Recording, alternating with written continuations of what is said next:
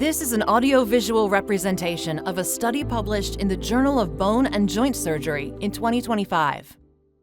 Race and ethnicity and insurance status have been identified as major contributors to healthcare disparities.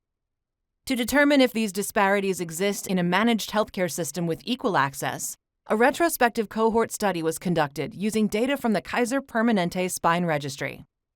The study included 40,258 patients aged 18 years and older who underwent spinal fusion between January 2009 and December 2023. The primary predictor was race and/or ethnicity, and the primary outcome was reoperation. The results showed that, compared with white patients, a lower reoperation risk was observed for all minority groups.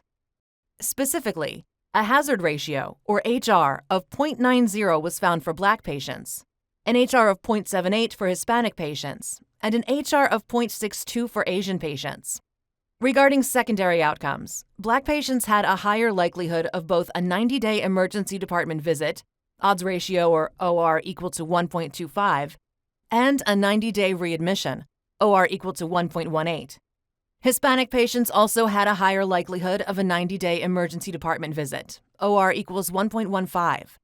In contrast, Asian patients had a lower likelihood of both a 90-day emergency department visit, OR equals 0.82, and a 90-day readmission, OR equals 0.84. No significant differences were observed between groups for 90-day or one-year mortality. A descriptive sub-analysis of 90-day emergency department visits found that Black patients represented the highest percentages among all insurance types, with a rate of 40.5%, that is, 34 of 84, among those with Medicaid only. These findings highlight that even in systems with equal access to care, disparities persist in some outcomes, and while managed care networks may help reduce disparities compared with other health systems, further action is needed to ensure equity across all domains.